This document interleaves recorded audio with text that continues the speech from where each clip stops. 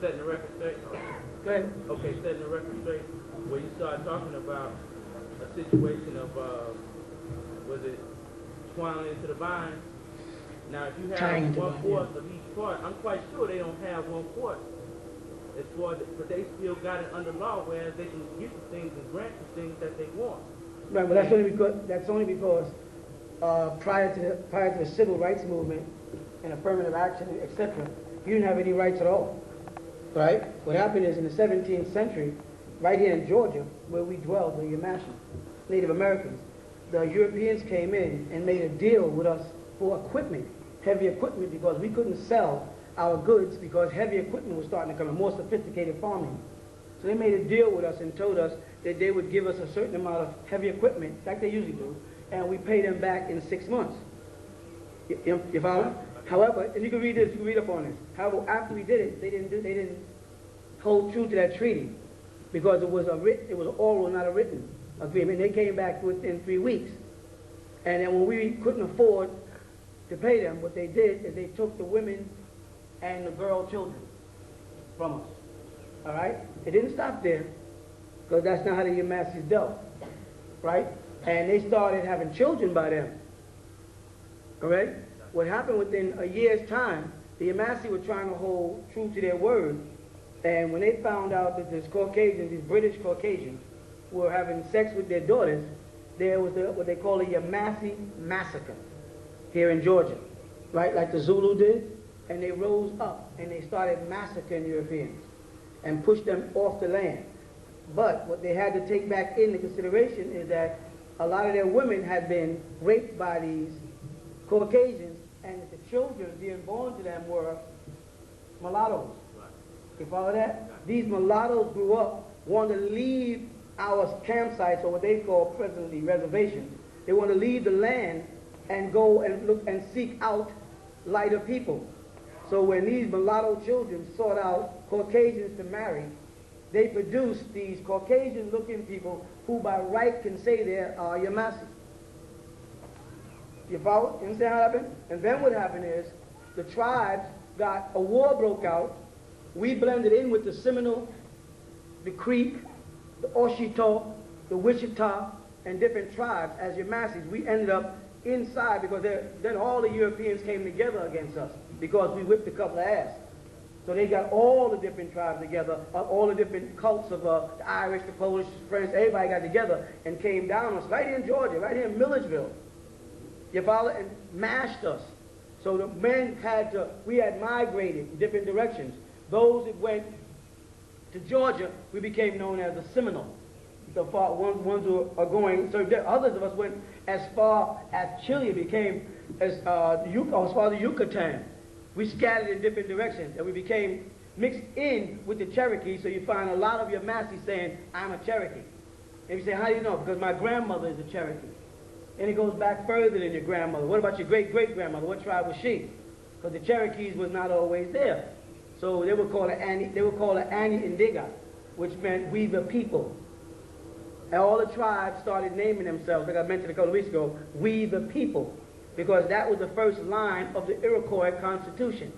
So when the Constitution was set up here, as a remembrance of who they are, most of the Native Americans in their own dialects named the tribe we the people as a group, because we all had to unite to survive. And so we broke off and became different tribes. So yes, you have Caucasians that can stand up and say, I am Yamassee. As long as you don't stand up and say, right, he's Yamassee, he's my son.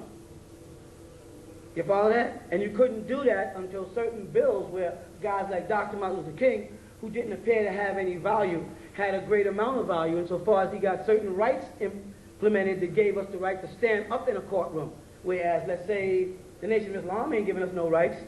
All we doing is, as the Nation of Islam, we doing is talking about what we're going to do to the white man. Dr. Martin Luther King, you know what I'm saying, went out and got certain things passed that gave us the right to get into the courts, to get into the, into the universities, so we can get the kind of degrees, so we can do the kind of investigation that is necessary for us to make claims. And it's not about reclamation of land. The law literally says, don't say reclamation of land. I mean, you just got to be on the land. I don't have to reclaim my land. I have to be on the land. and then tell them from the land, this is mine. You know what I'm trying to say?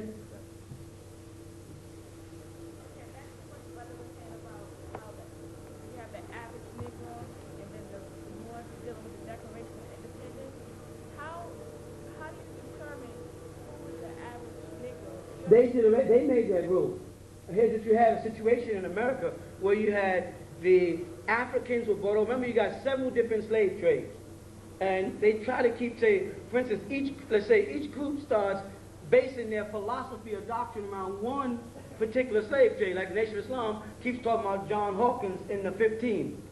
Right? Then you'll find that the Moorish Science Temple talks about the 17th century, and they're talking about Sultan City, and that slave exchange. We as Ansars, we talked about the slave trade that came out of Sudan, where the people of Zimbabwe, certain Muslims, sold us over into slavery. That's our Ansars, and everyone, and all these were events. He wasn't in Mother Africa taking one group. He was going around taking different people and making a melting pot. But part they don't mention is that there were already people here, there was black people already in America, which are the parents of all those people from different parts of Africa, because they moved over here from Uganda thousands of years before we even broke up into different tribes in Africa and became what the Arabs call Africans or Ifriqians, those divided into faraka, into pieces. You follow what I'm saying? So now, what happened is when they got here, by the time we moved way down, let's move down 1,000 years and move to the 15th, 16th, 17th, and 18th century, you had in the shores of America Moors who were not Muslims. Had nothing to do with being Muslim. But you had Ansars who were Muslims, who came over here, who were brought over here out of Sudan. All right? So when you get a picture of it, thank you. You get a picture of, let's say, this is America now, and this is Africa. People were brought over here, they're all over this place here. And when the Caucasians started making rules and regulations, he was concerned with the African slave trade. He didn't care nothing about the Moors who came from Morocco, right?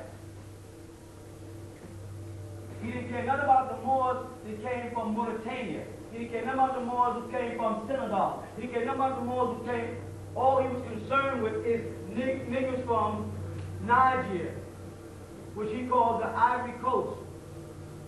He called them niggers, nigger, negrito. And they flipped the coin in the Latin-speaking world and gave negrito the respect when morenos used to have the respect. And then they call them negrito morenos, which is black Moors. Now they really got the people confused. It was done. So a person in Spanish will walk up to you and call you negrito and make like they're giving you a compliment. They don't know that the Caucasians switched it. Portuguese turned it around. And morenos was the compliment, because it meant more black by identity, not black by color. You follow what I'm trying to say? All right. So now, to get to your point. So you did have